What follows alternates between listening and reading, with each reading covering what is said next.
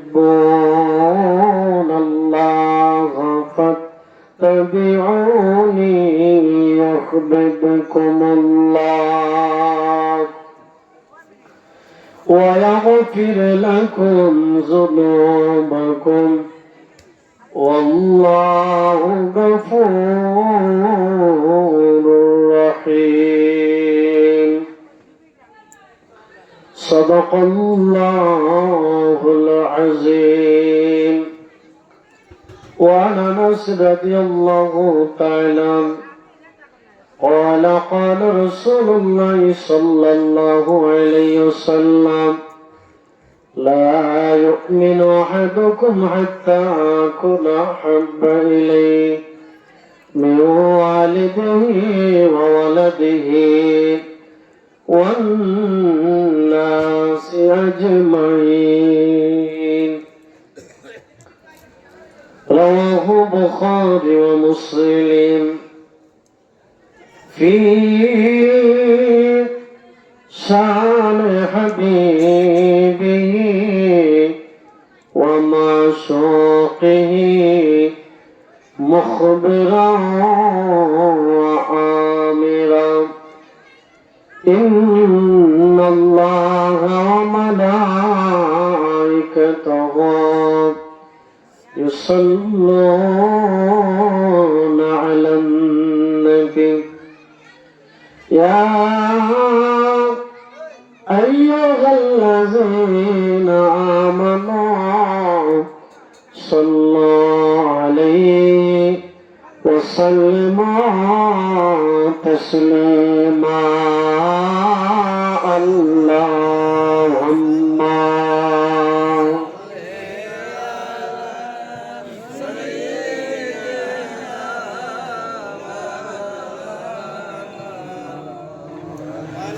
وعلى آل سيدنا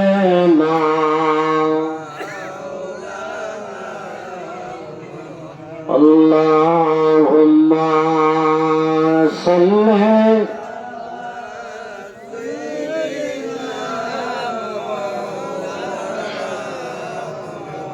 وعلى آل سيدنا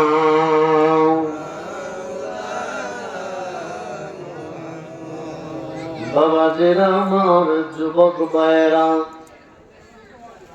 নবীর উপরে দরুদ শরীফ পড়লে অন্তরের মধ্যে শান্তি লাগে কি লাগে না? জোরে বলেন। না শিখে তো হ্যাঁ শিখে তো নাকি? ওই নবীর উপরে একবার দরুদ পড়লে আমার আল্লাহ 10টা নেকি দেয়। সুবহানাল্লাহ। একবার কেউ যদি আমার নবীর উপরে মহব্বতের সাথে দরুদ শরীফ পড়ে 10টা সগীরা গুনাহ আমার আল্লাহ মাফ করে দেন। আজই মাত্র নবীর উপরে দরুদ শরীফ পড়বেন, যদি দেখেন আপনার এই অন্তরের মধ্যে আপনার মনের মধ্যে শান্তি লাগে, তৃপ্তি লাগে, ভালো লাগে, বুঝতে পারবেন আপনার ভিতরে ঈমান আছে। এবার আপনারা সত্য করে বলেন, যেই মুহূর্তে নবীর উপরে দরুদ শরীফ পড়েন অন্তরে আসলে ভালো লাগে কি লাগে না? যদি লাগে রে বুঝতে পারবেন আপনার ভিতরে ঈমান আছে। আর যদি অন্তরের মধ্যে তৃপ্তি লাগে না, অন্তরের মধ্যে শান্তি লাগে না, বুঝতে পারবেন আপনার ভিতরে তো ঈমান নাই। আর যার ভিতরে ঈমান নাই, আমার কেবলা জান বলেছেন, যার ভিতরে ঈমান নাই সে বেঈমান। ঠিক কিনা বলেন? এই জন্য আপনাদের পূর্ব জালালপুর এই কনকনে শীতের মধ্যে আপনারা যারা আজকের এই মাহফিলের মধ্যে ইচ্ছে করলে ঘরের মধ্যে ঘুমাইতে পারতেন, কিন্তু এই ঠান্ডার মধ্যে নিচ দিয়ে আপনার ঠান্ডা উঠতেছে, ঠান্ডার মধ্যে বসে রয়েছেন একটাই মাত্র কারণ, আপনারা আমার নবীরে ভালোবাসেন। ঠিক কিনা বলেন? নবীরে ভালোবাসেন বিদায় আউলিয়া কেরাম রে ভালোবাসেন বিদায় এই ঠান্ডার মধ্যে বসে রয়েছেন। জানতে চাই রে ও আদমপুর বাসীরা, আপনাদের কাছে আমি জানতে চাই, আপনারা কি নবীকে দেখতে চান কি চান না? জোরে বলেন।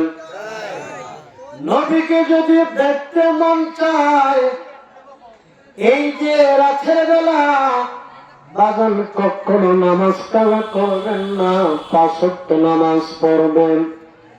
এই এশার নামাজের পরে নবীর উপরে আপনি বেশি করে, আপনি যদিও না পড়েন, কমপক্ষে 500 দরুদ শরীফ পড়বেন। 500 দরুদ শরীফ পড়ে যদি ঘুমের ঘরের মধ্যে চলে যান, আজ না হয় কাল, কাল না হয় পরের দিন, এই সপ্তাহ না হয় পরের সপ্তাহ, এই মাস না হয় পরের মাস, জীবন একদিন দেখবেন আপনার বান্দা ঘরে আমার মদিনা ওলা আজিব, আমার মদিনা ওলা নবী আসতে পারে কি পারে না? সুরে বলে পারে কি পারে না? নবী আশিকদেরকে দেখা দিতে পারে কি পারে না? এই জন্য নবীর মহব্বতে অন্তরের মধ্যে কান লাগায়া দুরূদ শরীফ পড়বেন। যদিও আমরা মদিনা দেখি না, মদিনাওয়ালারে আমরা দেখি না, কিন্তু মনে মনে আপনি চিন্তা করবেন মদিনাওয়ালা তো আমরারে দেখতেছে, দেখে কি দেখে না? এই জন্য আসল ওই নবীর মহব্বতে একটু গলার আওয়াজটা বার করিয়া একটু জবান করে নবীর উপরে দরুদ শরীফ পড়েন। আল্লাহুম্মা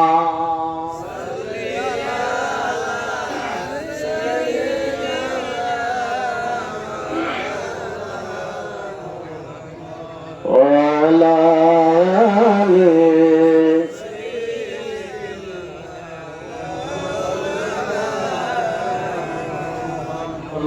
আল্লাহুম্মা সাল্লি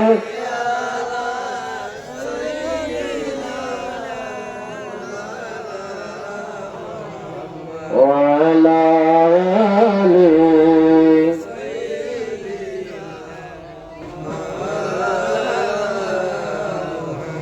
নবী গো আপনার ভালোবাসা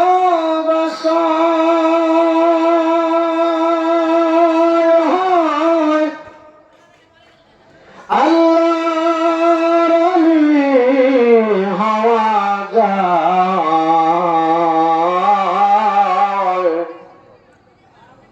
নবী গো আপনার ভালোবাসায় ওয়াইসাল করনি জুব্বা ভাই আল্লাহ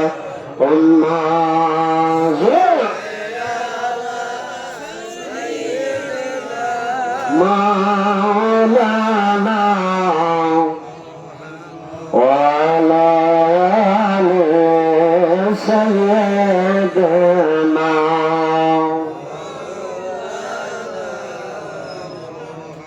এই দুনিয়া পরে থাকবে,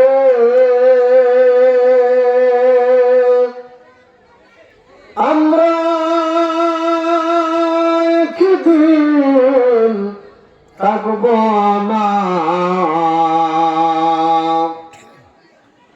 সবাই আমাদের বলে যাবে ও রাসূল আপনি বললেন না।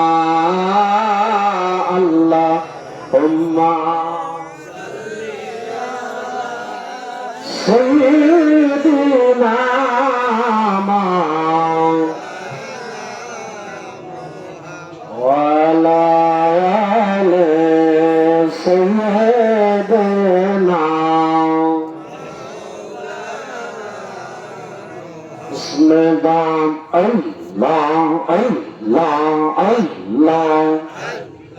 Allah, Allah, Allah, Allah. Marhaba, Allah, Allah. Allah, Allah, Allah, Allah, Allah.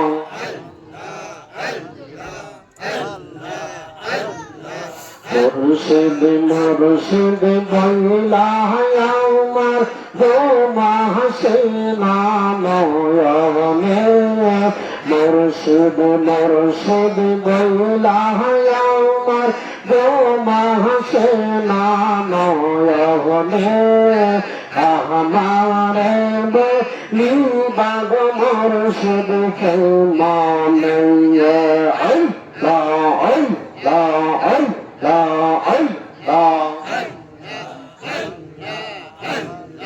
মুর্শিদ মুর্শিদ বইলা আমার তোমাসে নানয়নে আমারে বলিবাগ মুর্শিদ কে মানে আল্লাহ আল্লাহ আল্লাহ মারহাবা।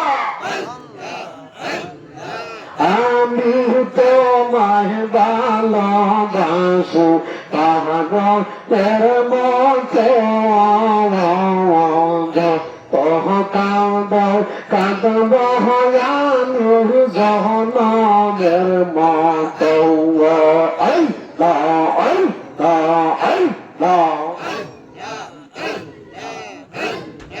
মায়া হজবে লাগে মুর্শিদ রাইকো মায়ার নজরে মায়া হজবে লাগে মুর্শিদ রাইকো মায়ার নজরে আহারে বলিবাগ মুর্শিদ কে মানে আল্লাহ আল্লাহ আল্লাহ।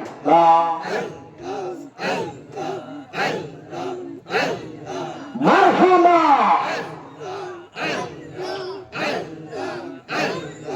শুনছি তুমি বহরের নাইয়া দয়াল মুর্শিদ শুনছি তুমি বহরের নাইয়া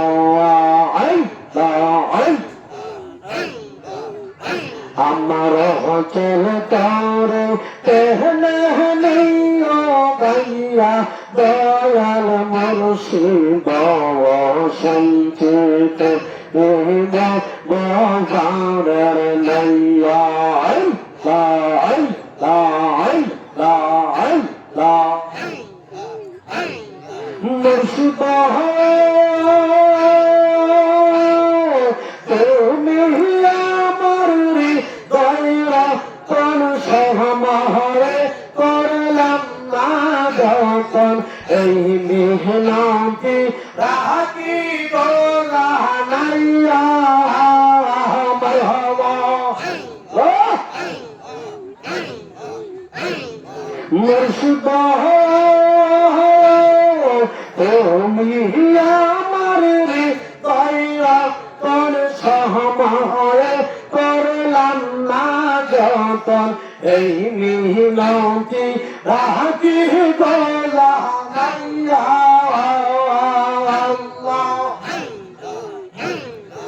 এই শহরে বেহে বেহে বলে মারো পালে যাইবার কালে এই শহরে বেহে বলে আমরা রোপণ যাইবার কালে কাঞ্জে না যায় মুর্শিদ মুর্শিদ বইলা দয়াল মুর্শিদ সঞ্চিত বাজারের নাইয়া আল্লাহ আল্লাহ আল্লাহ মারহাবা।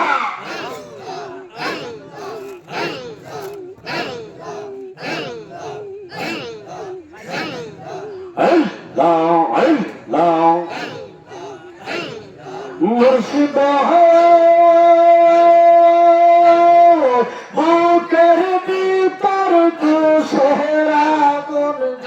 দিলে বাবারে দ্বিগুণ নিবাহে সে প্রেমের পরশ দিয়া দয়াল মুর্শিদ শান্তি তুমি দাও বাবার নাইয়া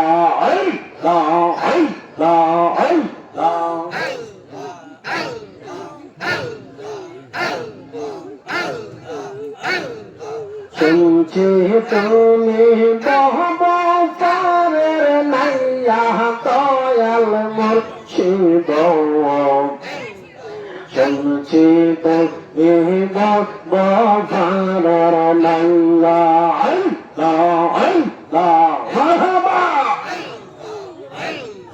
দয়াল রে তোর প্রেম জালা আমার অন্তর বৈরা কায়া রে আমার অন্তরে তো গইয়া গইয়া গল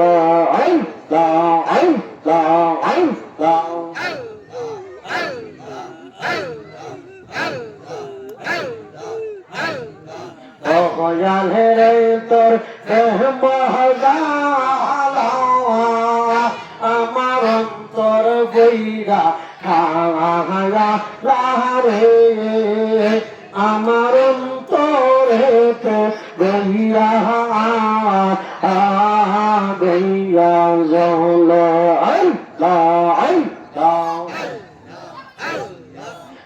তো ভালো বাসা দয়াল রে আরে ও দয়াল কেমনে বলা গেল মারহাবা আমি নিরহলে কই রাফিরিতি এখন বাসি নয়ন রে আমার অন্তরে গঙ্গা গঙ্গা জলে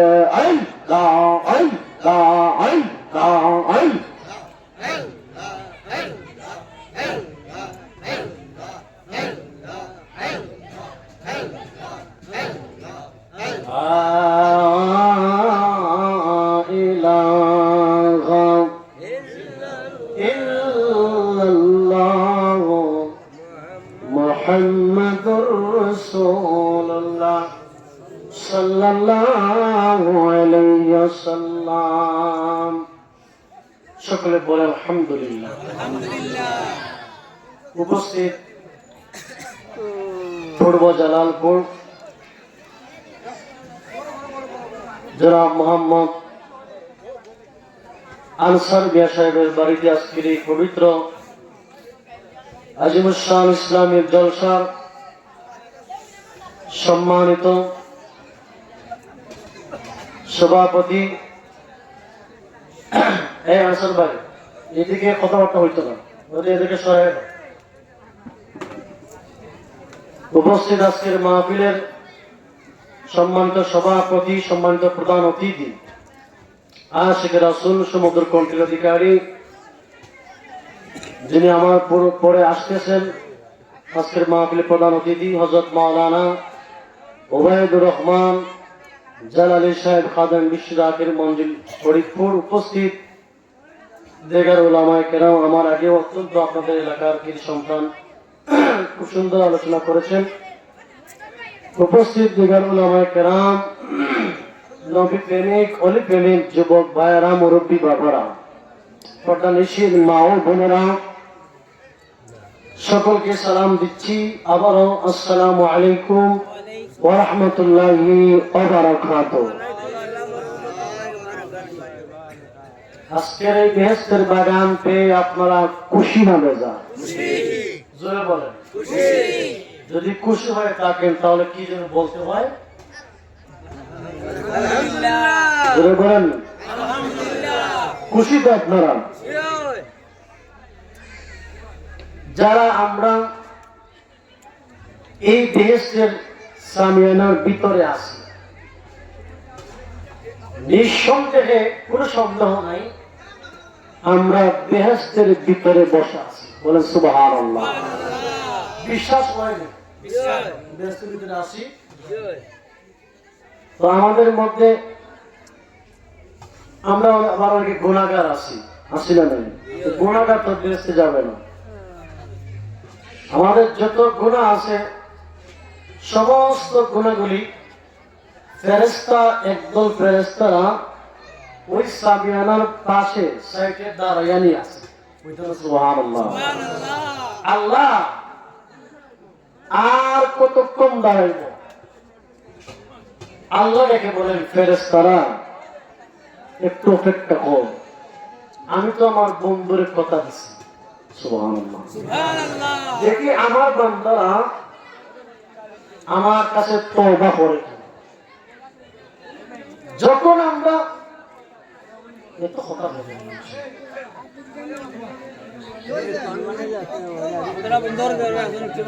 যখন আমরা আল্লাহর দরবারের মধ্যে তওবা করব, আল্লাহ বলেন ও ফেরেশতারা আর দাঁড়ায় থাকিও না, আমি আমার বান্দারের মাফ করে দিয়েছি, তোমরা চলে আসো। বলেন সুবহানাল্লাহ। তো আল্লাহ যদি মাফ করে দেয় আমরা বেশি মানুষ, ঠিক না বলেন? এই জন্য যারা সামনের নিচে আসি আমরা বসা, নিঃসন্দেহে বেহেশতের ভিতরে আমরা বসা। বলেন সুবহানাল্লাহ। লাভ হলো না লস হলো? যারা বাইরে ঘোরাফেরা করতেছে তারা তো বেহেশত ছাড়া। এই জন্য বেহেশতের ভিতরে আসুন। আমি ভূমিকার মধ্যে বিশ্বময় লম্বা না করে একটি আয়াতে কারিমা তেলাওয়াত করেছি এবং একটা হাদিস আপনাদের সামনে তেলাওয়াত করেছি। কোরআন পাকের মধ্যে আল্লাহ পাক বলতেছেন, কুল হে নবী আপনি বলুন, ইন কুনতুম তুহিব্বুনাল্লাহ, যদি তারা আমি আল্লাহকে পাইতে চায়, আমি আল্লাহকে ভালোবাসতে চাই, ফাত্তাবিউনি ইউহিব্বুকুমুল্লাহ, তারা যেন আপনি নবীরে ভালোবাসে। সুবহানাল্লাহ। এই আয়াত দিয়ে বোঝা যায় আল্লাহ স্পষ্ট বলতেছেন, যদি তারা আমি আল্লাহকে পাইতে চায় তারা যেন আপনি নবীরে ভালোবাসে। ফাত্তাবিউনি ইউহিব্বুকুমুল্লাহ, তারা যেন আমার হাবিবকে ভালোবাসে। ওয়াগফির লাকুম যুনুবাকুম, আমি আল্লাহ তাদের গুনাহ মাফ করে দিব। সুবহানাল্লাহ। আল্লাহ, হিন্দুরা আল্লাহ মানে না? আল্লাহ এখন আছে, যদিও বিভিন্ন ভাবে পূজা করে, এটা তার ব্যাপার। তোরা বলে যে একজন আল্লাহ আছে, বৌদ্ধরা আল্লাহ মানে একজন যে আছে, খ্রিস্টানরাও আল্লাহ মানে। আল্লাহ মানা কিন্তু নবী মানা নয়। নবী মানলে আল্লাহ মানা হয়। সুবহানাল্লাহ। এই জন্য আমরা নবী নবী করি, ঠিক কিনা বলেন? কারণ নবী নবী তো স্বয়ং আমার আল্লাহ নিজে করে। সুবহানাল্লাহ। আল্লাহ পাক রব্বুল আলামিন এই পৃথিবীর মধ্যে আদম নবী থেকে ঈসা নবী পর্যন্ত যত নবী রাসূল পাঠিয়েছেন, সমস্ত নবীকে এক একটা পুরস্কার দিয়েছেন। তারা দুনিয়ার মধ্যে ব্যয় করে ফেলেছেন। আমার নবীও পুরস্কার পেয়েছিলেন, কিন্তু দুনিয়ার মধ্যে ব্যয় করেন নাই। আল্লাহ, আমি আমার পুরস্কারটা রেখে দিলাম ময়দানে হাসরে। এই পুরস্কার আমি কোটি কোটি গুনাহগারের মধ্যে জাহান্নাম থেকে জান্নাতে নিয়ে যাব। তো আল্লাহ পাক তিনার হাবিবকে এমন একটা সময় এই দুনিয়ার মধ্যে পাঠালেন, যে যুগ ছিল আপনারা জানেন জাহেলি যুগ। ওই যুগে পাঠালেন। নবীর চরিত্র দেখে, আদর্শ দেখে, নবীর সুন্দর চেহারা দেখে কাফের বেঈমানরা নবীকে আল আমিন উপাধি দিয়েছিল, ঠিক না বলেন? আল আমিন, বিশ্বাসী। অনেক কাফের বেঈমানরা নবীর কাছে তারা টাকা রাখতো, স্বর্ণ মুদ্রা রাখতো, যিনি বিশ্বাসী। যখন 40 বছর পরে নবুয়তি প্রকাশ হলো, নবুয়তি তো এর আগেই পেয়েছেন, যখন প্রকাশ হলো কাফের বেঈমানরা আমার নবীকে বিভিন্নভাবে আঘাত করলো, বিভিন্নভাবে মারলো। এর মধ্যে বেশি সময় বেশিরভাগ কষ্ট দিল আবু জাহেল, ঠিক কিনা বলেন? বিভিন্নভাবে কষ্ট দিছে। দেখতেছে যে কষ্ট দিয়েও, আঘাত করেও নবীকে তো আর ফিরে আনা যায় না, আব্দুল্লাহর ছেলে মুহাম্মদকে তো আমাদের ধর্মে আনা যায় না। কি করা যায়? যে একটা ঘোষণা করলো সমস্ত অমুসলিমদেরকে নিয়ে, কাফেরদেরকে নিয়ে, যে আব্দুল্লাহর ছেলে মুহাম্মদের মাথাটা এনে দিতে পারবা তাকে 200 উট দেওয়া হবে। নাউজুবিল্লাহ বলেন। নবীর মাথা যে এনে দিতে পারবা তাকে কত উট দেওয়া হবে? ওই জামানার 200 উট। আর এর আগে আমার নবী যে একটা দোয়া করেছিলেন, আর নবীর দোয়া তো বিফলে যায় না। আল্লাহ 2জন উমর থেকে একজন উমরকে ইসলামের ছায়া তলে দাখিল করিও, আমার দোয়াটা কবুল করিও। একজন ছিল আবুল হেকাম, আপনারা ছিলেন স্পষ্ট হবে আবু জাহেল। তার নাম কিন্তু আবু জাহেল ছিল না, বুখারীতে দেখলাম তার নাম ছিল আবুল হেকাম, জ্ঞানীর বাপ, মানে জ্ঞানের অভাব ছিল না। ওইদিকে হযরত ওমর অমুসলিম ছিলেন, 2জন অমুসলিম ছিলেন। তো নবী দোয়া করেছিলেন যে আল্লাহ একজনকে মুসলমান বানায় দাও। আল্লাহ পাক কবুল করেছেন হযরত ওমর রাদিয়াল্লাহু তাআলা। যখন আবু হেকাম বলল যে আমাদের বাপ দাদার ধর্মের মধ্যে সুনখালি দিতেছে আব্দুল্লাহর ছেলে মুহাম্মদ, যে পারবা মাথাটা এনে দিতে তাকে 200 উট দেওয়া হবে, এবং আরবের মধ্যে সবচেয়ে সুন্দরী মেয়েকে তাকে দেওয়া হবে। হযরত ওমর দাঁড়াইলেন, আল্লাহু আকবার বলেন। গভীর মনোযোগ। হযরত ওমর দাঁড়াইলেন, দাঁড়ায়া বলতেছেন রে আবুল হেকাম, 200 উটের লোভে ভয় নয়, আরবের মধ্যে সবচেয়ে সুন্দরী কোন মেয়ের লোভ লালসার মধ্যে নয়, বাপ দাদার ধর্মের মধ্যে আব্দুল্লাহর ছেলে মুহাম্মদ রসুলকে মারছে। আজকে আমি আব্দুল্লাহর ছেলের মুহাম্মদের মাথাটা আলাদা করব, বলেন নাউজুবিল্লাহ। হে আমার পূর্ব জালালপুরের বাবা জিরারে,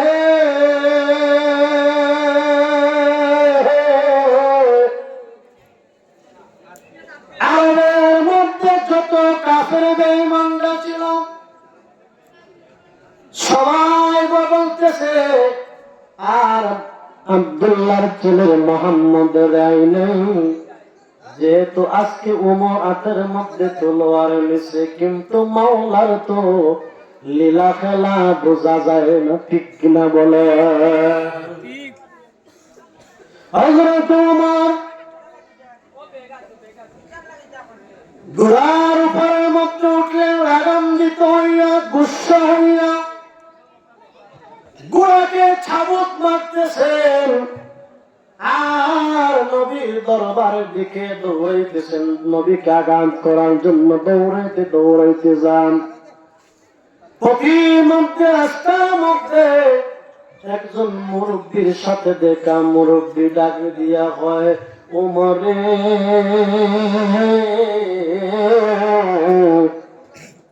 ও ওমর, কোথায় তুমি চলে যাইতেছ? হে মুরব্বী, বাধা দিও না, ডিস্টার্ব করিও না, বাপ দাদার ধর্মের মধ্যে আব্দুল্লাহর ছেলে মুহাম্মদ সুনকালি দিছে, সে নাকি একটা ধর্ম প্রচার করতেছে, এই জন্য আমি উমর যাইতেছি আব্দুল্লাহর ছেলের মুহাম্মদের মাথাটা আনার জন্য। বলেন নাউজুবিল্লাহ। মুরব্বি ডাকে দিয়া কয় উমরে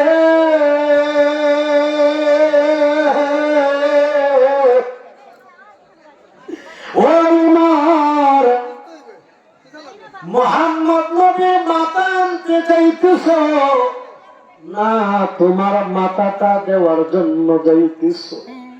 ওমর ওমর, তুমি কি জানো না ওই নবীর দুই পাশের মধ্যে দুইটা বাঘ বসাতে হয়? সুবহানাল্লাহ। একটা বাঘ হলো মাওলা আলী, আর একটা বাঘ হলো হযরত আবু বকর সিদ্দিক।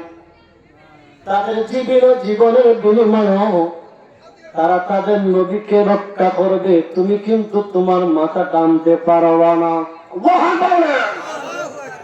ওমর চিৎকার দিয়ে বলে মুরব্বি রে,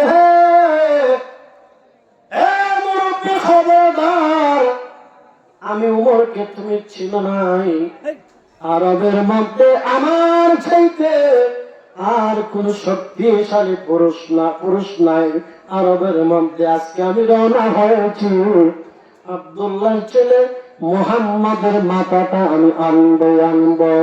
মুরব্বি এবার ডাকে দিয়া হয় উমর, ও উমর, তুমি কি জানো না তুমি যে যাইতেছো মুহাম্মদ নবীর মাথাটা আনার জন্য, আগে তোমার ঘর ঠিক করো। আল্লাহু আকবার। হয়তো এবার কি হলো, হয় তোমার বোনের নাম ছিল ফাতেমা, তোমার বোন ফাতেমা আর তোমার বোনের স্বামী সাহেব দুইজনে মিলে কালেমা পড়ে মুসলমান হয়ে গেছে। ওমরে ওমর, আগে তোমার ঘর ঠিক করো, এরপরে তুমি মুহাম্মদের মাথাটা আনার জন্য যাইও। ওমর, তুমি যে বলেছো তুমি সাহসী পুরুষ, বীর পুরুষ, একটা পরীক্ষা তোমাকে করব। রে মুরব্বি, কি পরীক্ষা? তাড়াতাড়ি বল। ওই যে মাঠের মধ্যে দেখা যায় দুইটা ছাগলের বাচ্চা, সুবহানাল্লাহ, বুখারী শরীফের মধ্যে আসছে। রে ওমর, ওই যে দেখা যায় দুইটা ছাগলের বাচ্চা, বকরীর বাচ্চা, এই দুইটা ছাগলের বাচ্চা দুইটার মধ্যে তুমি যদি একটা ছাগলের বাচ্চাকে ধরে আমি আমার কাছে দিতে পারো, আমি বুঝতে পারবো মুহাম্মদ নবীর মাথাটা তুমি আনতে পারবা। চিৎকার দেবে আল্লাহু আকবার। জালালপুরের বাবা জিরা রে,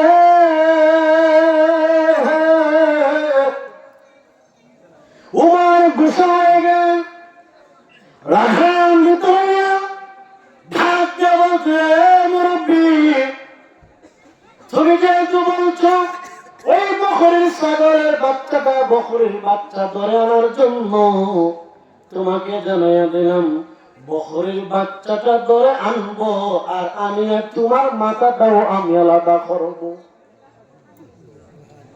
মুরব্বি বলতেছে ওমর, আমার মাথা পরে রাখো, আগে বকরীর বাচ্চা ধরে আনো। সুবহানাল্লাহ। আপনারা দেখবেন আপনাদের আদমপুরের মধ্যে দেখবেন গরুর বাচ্চারা কিন্তু স্পিডে বেশি দৌড়ায়, ঠিক না বলেন? ছাগলের বাচ্চাকে দৌড়াইতে গেলে আপনি ধরতে পারবেন না, এদিক সেদিক করে দৌড়াদৌড়ি করে, ঠিক না বলেন? হযরত ওমর যখন ওই ছাগলের বাচ্চাকে ধরার জন্য গেল, এদিকে হযরত ওমর ছাগলের বাচ্চাটা এইদিকে এইরকম দৌড়াইতে দৌড়াইতে দৌড়াইতে হাঁপাইতে হাঁপাইতে হযরত ওমর রাদিয়াল্লাহু তাআলা আনহু জমিনের মধ্যে পড়ে গেছে। হযরত ওমর লক্ষ্য করে দেখে রে, জমিনের মধ্যে ওমর পড়ে গেল, আর লক্ষ্য করে দেখতেছে যেন এই মাত্র ছাগলের বাচ্চার দৌড় শুরু হয়েছে। সুবহানাল্লাহ। ওমর দৌড়ে আসলেন মুরব্বির কাছে।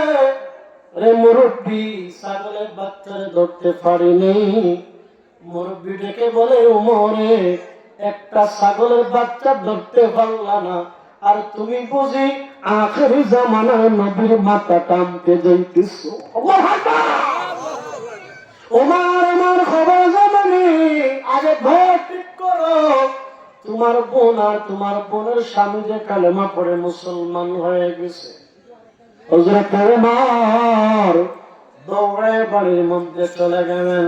বাড়ির মধ্যে যেয়ে লক্ষ্য করে দেখতেছেন ফাতেমা আর ওনার স্বামী দুইজনে মিলিয়ে আল্লাহর কালাম কোরআনুল কারীম তেলাওয়াত করতেছে। সুবহানাল্লাহ। ওমর ডাক দিয়া বলে, বন্দে বহন, ও আমার ফাতেমা বোন, কি করতেছো? আমি আল্লাহর কালাম কোরআন তেলাওয়াত করতেছি। হয় কেন? হয় কিছুক্ষণ আগে আমি মদিনাওয়ালা নবীর কাছে হাতের মধ্যে হাত রাখিয়া কালেমা পড়ে মুসলমান হয়ে গেছি। কি করলি বোন, কি করলি? আমাদের ধর্মের মধ্যে সুলকালি মানলি এই কালেমাটা ছাড়। হয় আমি ছাড়বো না। সুবহানাল্লাহ। এই কালেমাটা ছাড়, না কালেমা ছাড়বো না। সাবুক গুড়ার সাবুক টানিয়া বোনের উপরে আঘাত করতেছে, বোনের স্বামীকে আঘাত করতেছে। আঘাতের পর আঘাত, ঠাস ঠাস করে আঘাতের পর আঘাত করতেছে। শরীর থেকে রক্ত জমিনের মধ্যে পড়তেছে। রক্ত পরে জমিনের মধ্যে রক্ত পড়ে। ফাতেমা ডাক দিয়ে হয় ভাই উমর গো,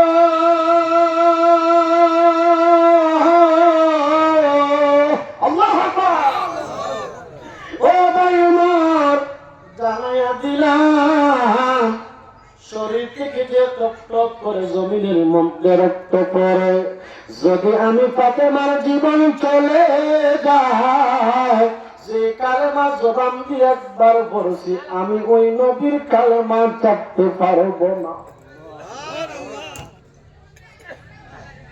জীবন চলে যাবে, নবীর কালেমা যেত ভালো লাগে, তো মিষ্টি রক্ত জমিনে পড়ে যদি জীবন চলে যায়, নবীর কালেমা ছাড়তে পারবো না। কেমন ভালোবাসত আমার নবীরে, কেমন ভালোবাসত নবীরে। আঘাতের পর আঘাত, আঘাতের পর আঘাত। হযরত ওমর মনে মনে চিন্তা করে, মাওলা রে, ও মাওলা, এত আঘাত তো কোনদিন কোন মানুষকে আমি করি নাই। আজকে আমার বোনকে যেইভাবে আঘাত করলাম, কি এমন মধু, কি এমন নিশ্চয় কালেমার মধ্যে যে আমার বোন জীবন দিতে চায়, এরপরেও ওই কালেমা ছাড়তে চায় না। রে বোন, একটু দয়া করে ওই নবীর কাছে আমার নে,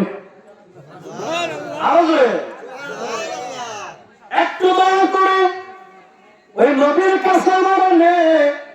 বোন বলতেছে, ভাই ওমর, তুমি তো পবিত্র না, তুমি তো পবিত্র, আগে গোসল করো, এরপর তোমাকে নবীর কিনারের মধ্যে নিয়ে যাব। হযরত ওমরের রাজে মাত্র গোসল করলে হবে। গোসল করিয়া পাক পবিত্র হইয়া যখন হযরত ওমর গুড়ার উপরের মধ্যে উঠিয়া যখন রওনা হলেন, আর ওনার বোন আস্তে আস্তে করে বাড়ি থেকে বের হতে লাগল। যে মধ্যে নবীর কিনারে কাছাকাছি চলে গেল, হযরত আবু বকর সিদ্দিক একটা দাঁড়ি দিয়া কয়, নবী গো, ইয়া রাসূলুল্লাহ, ইয়া হাবিবাল্লাহ, নবী, ও নবী, ওই দেখেন ওমর আসতেছে, আপনাকে আঘাত করে জন্য গো নবী, অনুমতি দেন, আমি ওমরের সাথে লড়াই করব। সুবহানাল্লাহ। আবু বকর কেমন জানেননি? যিনি ছিলেন আমার নবীর শ্বশুর। সুবহানাল্লাহ। আপনাদের এই আদমপুর এলাকার মধ্যে শ্বশুরের দামানদের খেদমত করে না, দামানদের শ্বশুরের খেদমত করে। কোনটা? দামানদের শ্বশুরের। আবু বকর সিদ্দিক কয়, দুনিয়ার মানুষেরা রে, ও দুনিয়ার মানুষ, আমি হতে পারি শ্বশুর, কিন্তু আমি মদিনাওয়ালার গোলাম। সুবহানাল্লাহ।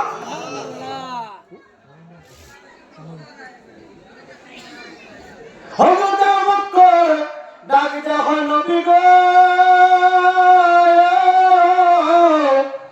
ইয়া রাসূলুল্লাহ, হাবিবাল্লাহ, ও নবী, অনুমতি দিলে আমি ওমরের সাথে লড়াই করব।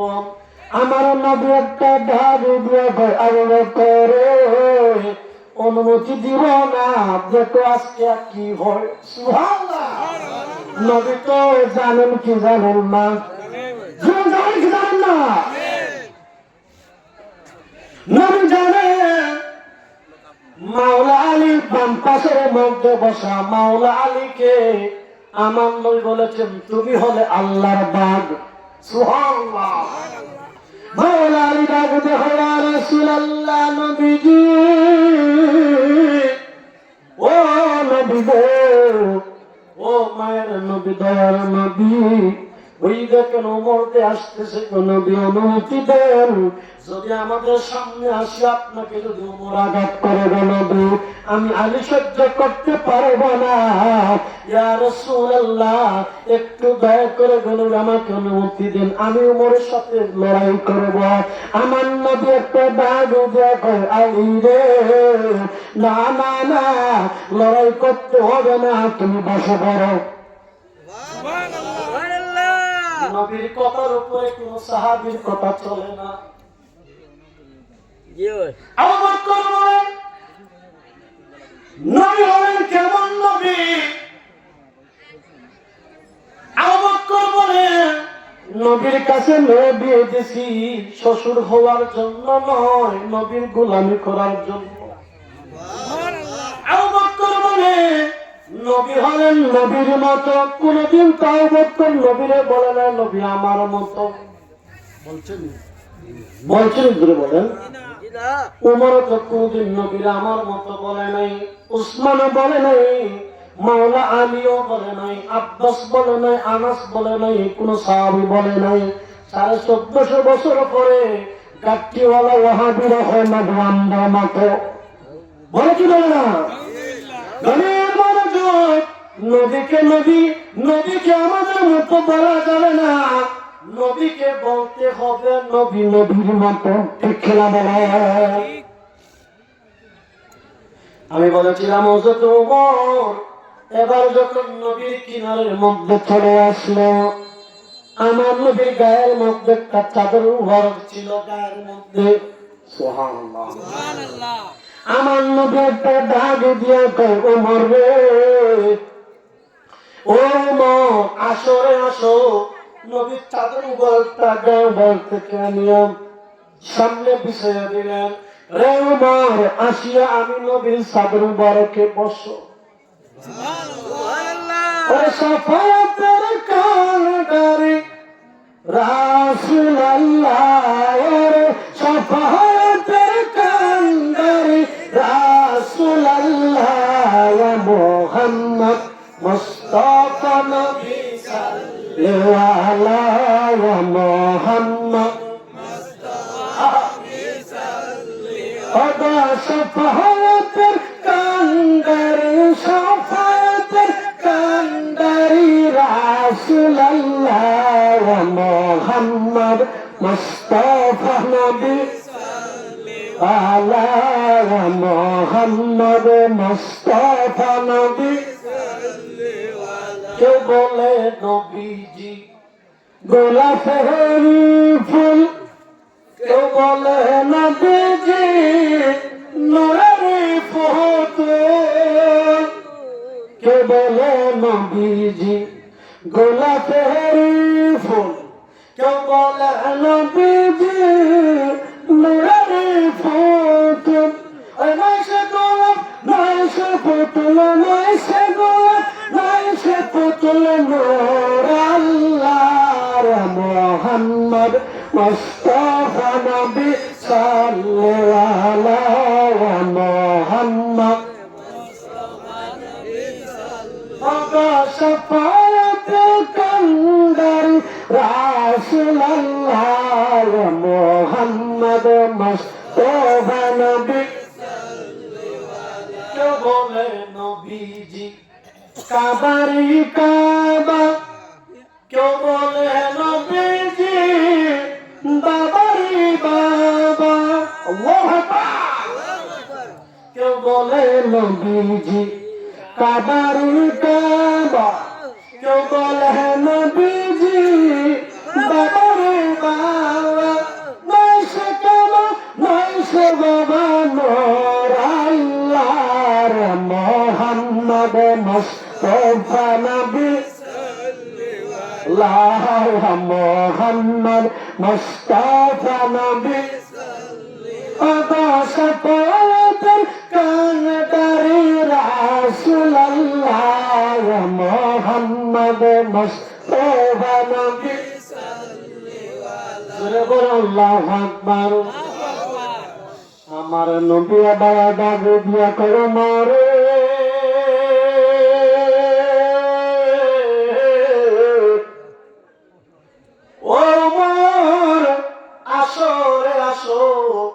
আমি নবীর চাদর বরকে তুমি আসিয়া বসো হযরত ওমর গোড়ার মধ্যে বসা আর মনে মনে চিন্তা করে এমন কেমন নবী রে যে নবীরে আমি আঘাত করার জন্য মাথাটা আলাদা করার জন্য আমি আসছি কেমন নবী রে ওই নবীর নিজের গাল বরকের চাদর আমাকে বসবার জন্য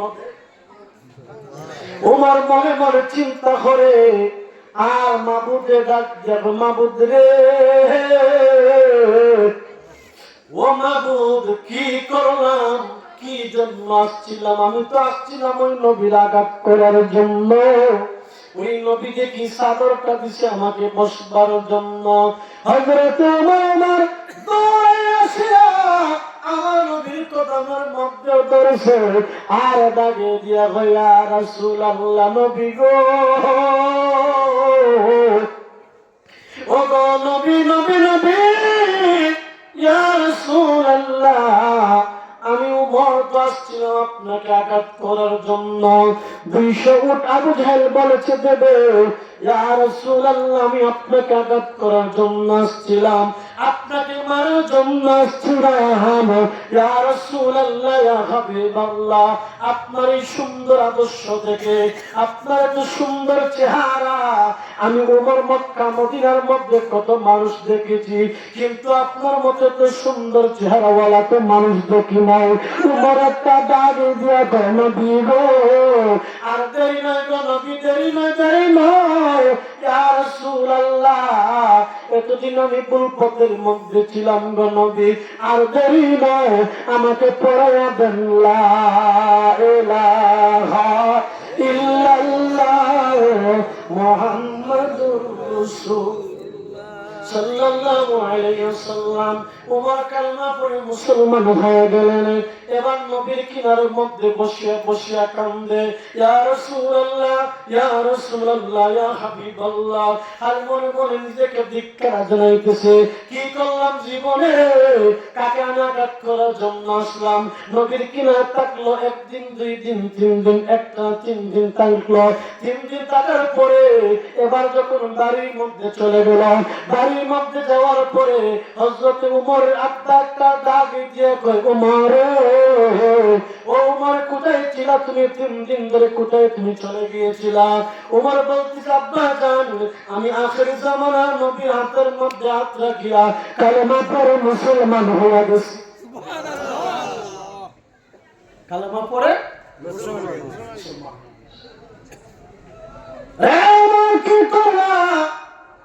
কি করলা বাপ দাদার ধর্মের মধ্যে শুন কালিমা তুমি কেন কালেমা পড়ছো ওই আখির জামানার নবী এবার শুনেন ওমর আব্বা বলতেছে রে ওমর তিনি তো আমাদের মতো একজন সাধারণ মানুষ বলেন নাউজুবিল্লাহ ওমর তিনি তো আমরা মতো মানুষ ওমরের আব্বা উনি ছিলেন মুসলিম কাফের ছিল কাফের যারা বলতো এরা বলতো নবী আমরার মতো আর কাফের মার্কা যারা এরা এখন হয় নবী আমরা মতো ঠিক কিনা বলে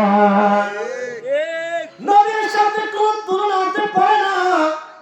নবী আমাদের চাইতে অনেক উপরে। আমরা তো মানুষ, আমরা কি আমাদের চাইতে নবীর দরজা আরো অনেক উপরে। এক নম্বরে বাশারের দরজা, এরপরে শহীদের দরজা, এরপরে সিদ্দিকের দরজা, এরপরে কুতুবের দরজা, এরপরে কুতুবুল আবদালের দরজা, এরপরে গাউসের দরজা, এরপরে জমানের গাউসের দরজা, এরপরে গাউসুল আজমের দরজা, এরপরে সাকায়াতুল্লাহ দরজা, এরপরে বারাকাতুল্লাহ দরজা, এরপরে কালিমুল্লাহ দরজা, এরপরে হাবিবুল্লাহ দরজা। চিৎকার দিয়ে বলেন সুবহানাল্লাহ। এইরকম ভাবে 27টা দরজার উপরে আমার মদিনা ওয়ালার দরজা।